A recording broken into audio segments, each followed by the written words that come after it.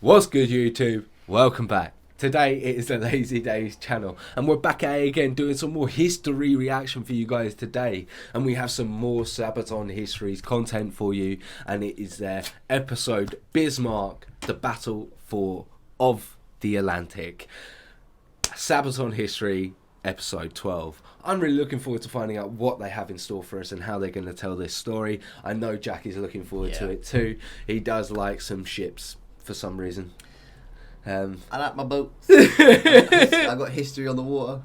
He likes his boats. So we are looking forward to this episode. If you haven't already, head over to Sabaton History's page. The link's in the description box down below. If you guys are enjoying our content, then like, comment, subscribe, hit that notification bell. If you haven't already, I also have a personal channel. You'll see it in this little box just down here. So if you want more content, head over to that page. There's some more on there. But other than that, we're going to jump straight into this one. Let's do it. I'm Indy Nidell. I'm Per from Sabaton. And this is Sabaton History.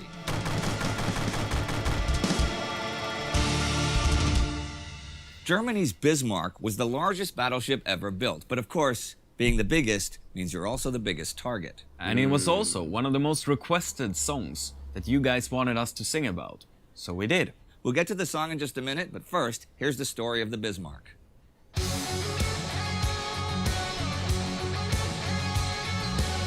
As the construction of the two Bismarck-class battleships began in 1936 in Germany, Britain was anything but worried.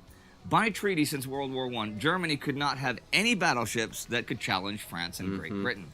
In 1935, Hitler had even voluntarily agreed to limit the total tonnage of his navy, the Kriegsmarine, to 35% of the British fleet. However, the launch of the first new battleship in February 1939 showed that not only had Hitler disregarded the treaty, Bismarck class was something the world had never seen. Christened Bismarck by the granddaughter of Otto von Bismarck, Germany's first chancellor, the ship was, like its twin, the Tirpitz, 251 meters long and 36 meters wide, larger than anything the British or French had. Its 8 38-centimeter guns placed in 4 twin turrets were the biggest guns ever placed on a German warship. Holy. Additional medium artillery and anti-aircraft guns completed the armaments, while its range-finding center was top of the line. But it was not just strong offensively.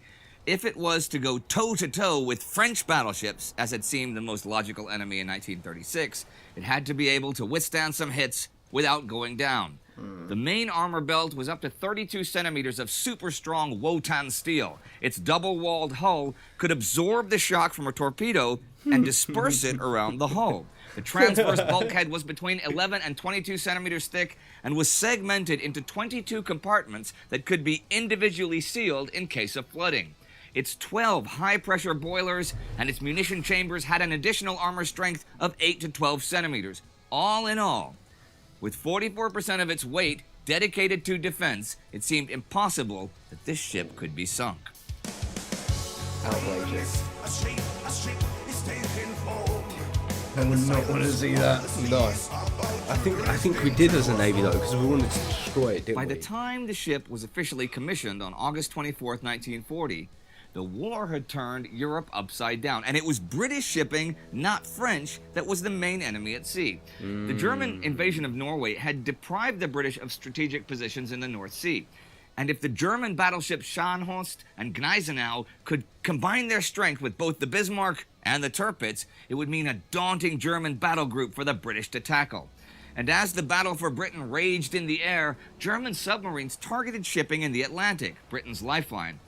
If such a battle group joined the hunt for freighters bound for Britain, Britain could be starved into submission. Food rationing had already been imposed on the British public, and the German subs operating from French ports sank over 260,000 tons of shipping in August alone.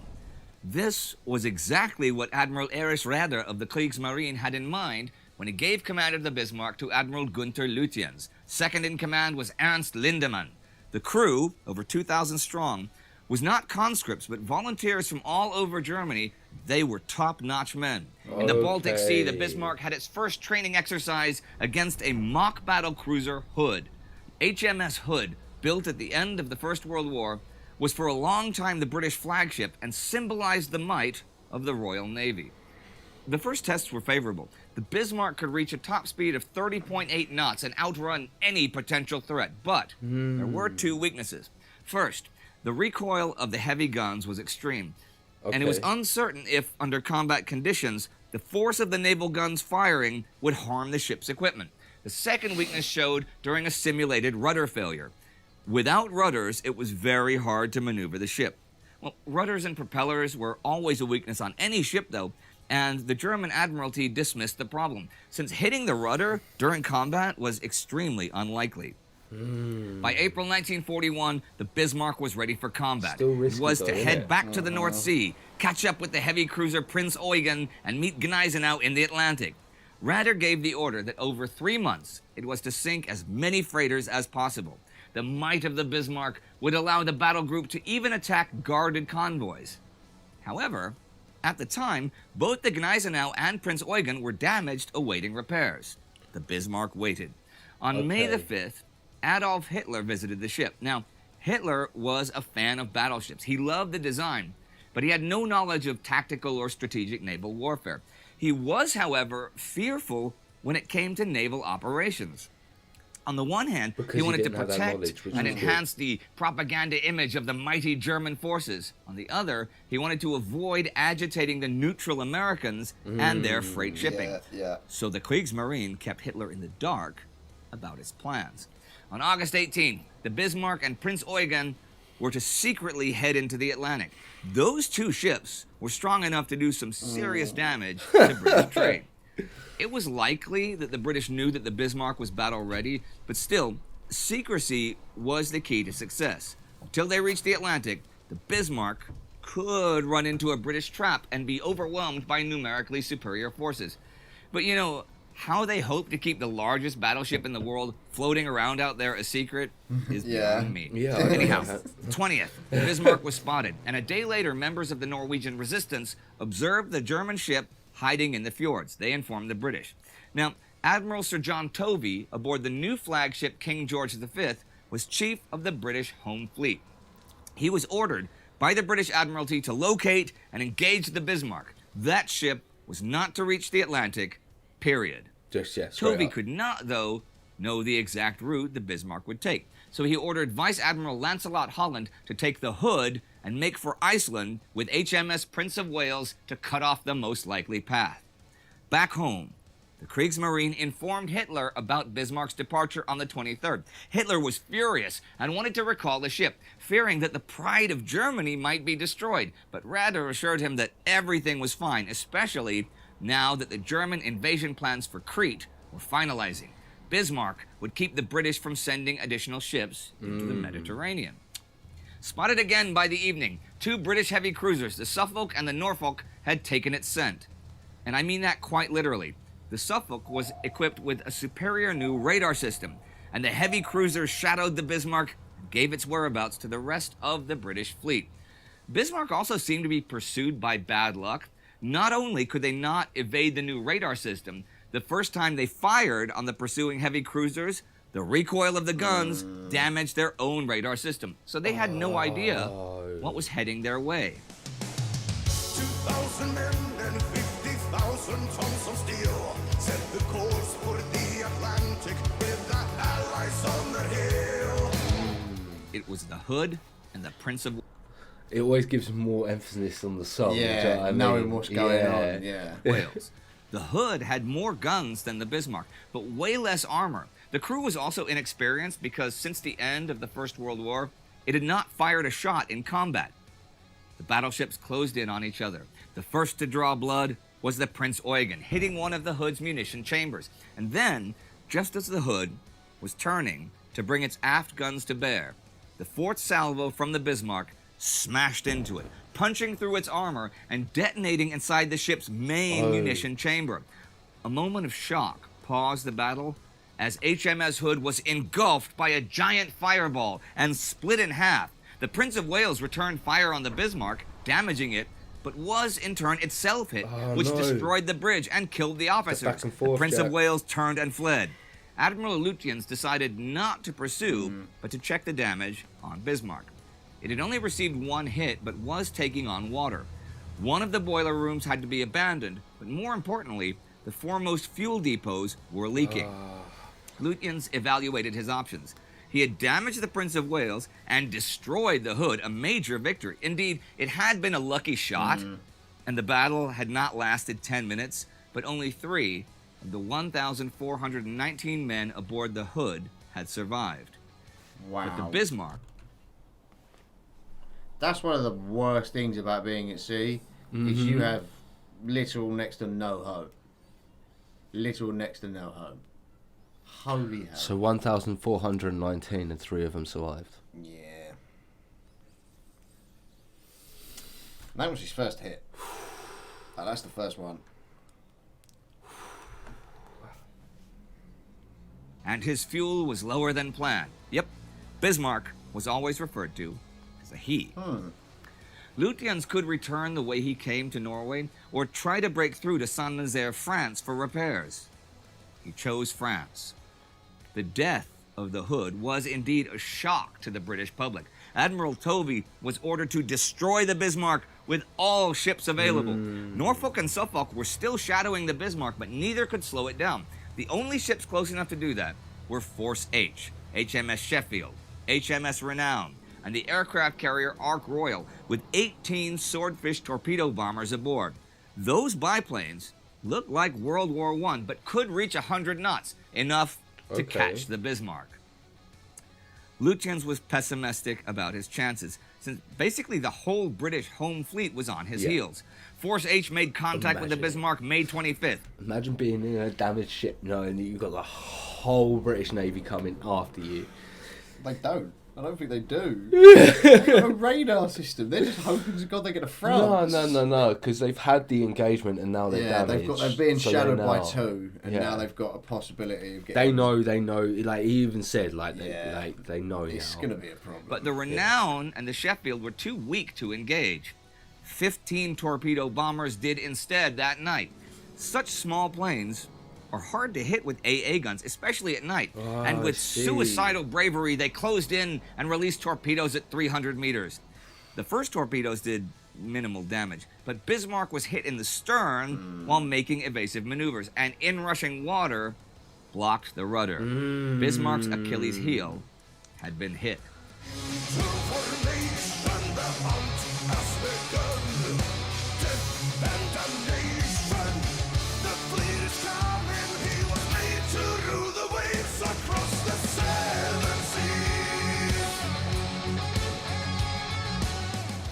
Engineers tried desperately to find a solution, but the water pressure was too high to send in mechanics.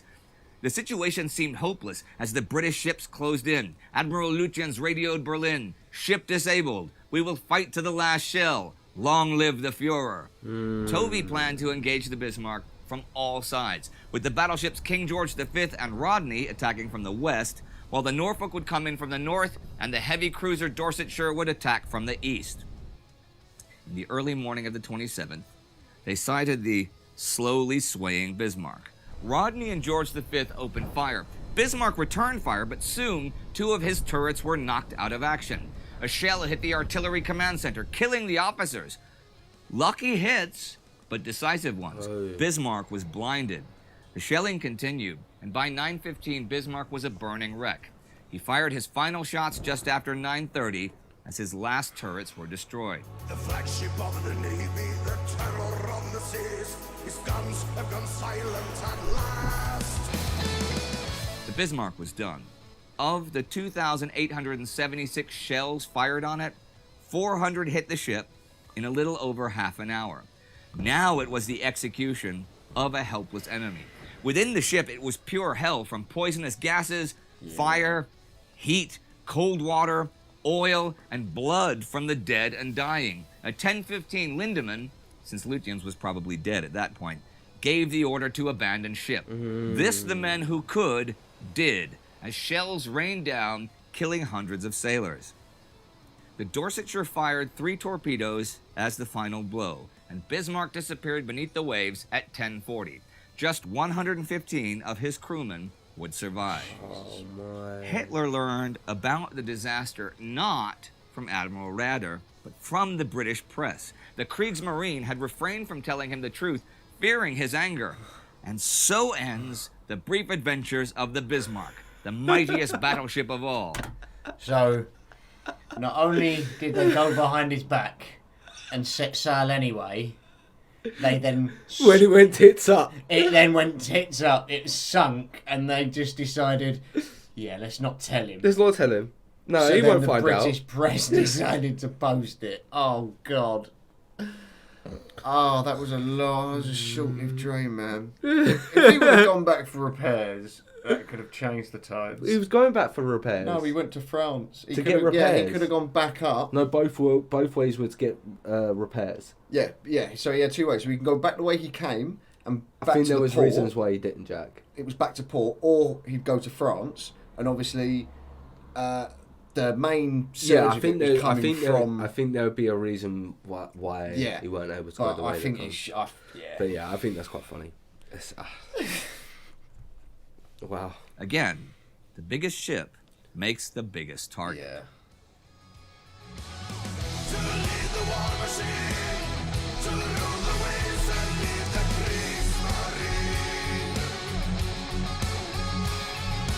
Kriegsmarine. So what inspired you to write about the Bismarck? All right, we get a lot of requests from our fans. Ever since the album 2010, Coat of Arms, where we actually asked our fans officially for the first time to send in ideas. I received over 10,000 ideas in just a short period of time. It took me weeks to go through all Because of they'd them. write a whole story, not just Bismarck. They'd write, you should do this story about this and this. Yeah, and well, some people write, you should write a story about Star Wars. And some people write a whole thing. yeah, Star Wars doesn't count as military history, even though it was a long, long time ago in a galaxy far, far away. When I go through that, there's one of the stories that keeps popping up constantly. And there are so many people who want to hear the story about the battleship Bismarck. I like warships, I like naval warfare. Yeah.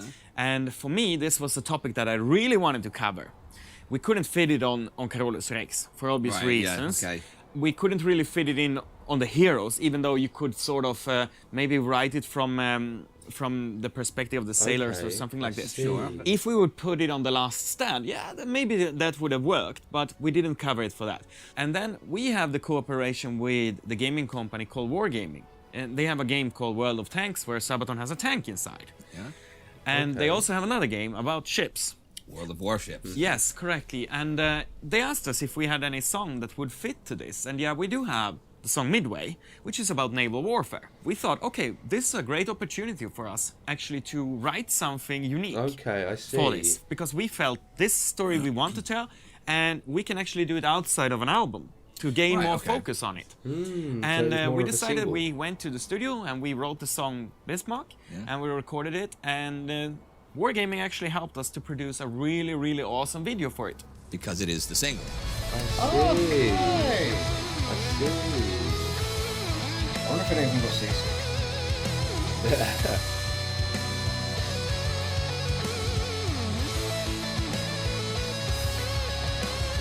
Well, how was it recording it, making the video and everything that goes with making a single and stuff? Well, the video was recorded in several locations. Yeah. Our main part was filmed on a ship, so we needed to find absolutely open water that would fit Right. to the purpose, and a boat that was suitable enough to carry a stage that we could take out on open water. looks And they sprayed us insane. constantly with water when we were filming it, and it was pretty cold when they were driving full speed with the vessel and filming it over and over again. Yeah. And we were so cold, and with the water, it actually freezed our fingers, so in the end we could barely move them at all. But But the I people think, filming, they were all wearing jackets and things. yeah, of they course were they were. comfortable. They were drinking coffee and just enjoying the sight of us. It is a tough life being a rock star. Tough life. But in the end, it turned out to be a really cool video, that's for sure. Yeah, well, I love the song too. So, and it's great that we have this channel now, so we can even explain it to the people who might have missed the single. True. We are glad you made the channel as well. So that was Bismarck. And this is Sabaton History. The terror of the seas, Bismarck and the Kriegsmarine. All right, thanks for watching, and don't forget to subscribe to the Sabaton History channel, check out Indie's other channels, and support us on Patreon, because that's what makes this happen. if you haven't already, head over to their page. They make amazing content. I really enjoyed that episode. Man, that was good. Yeah. I like the detailing they went into that. I Yeah, like that. I like that. we definitely have some more videos to go over the Bismarck. We've had some requested, so I think you definitely want to watch those. So if you guys want Jack to react to them, then let us know in the comments box down below. If you're enjoying our content and looking forward to more, you know what to do. Like, comment, subscribe, hit that notification bell, but we will catch you in the next video. See you in a bit.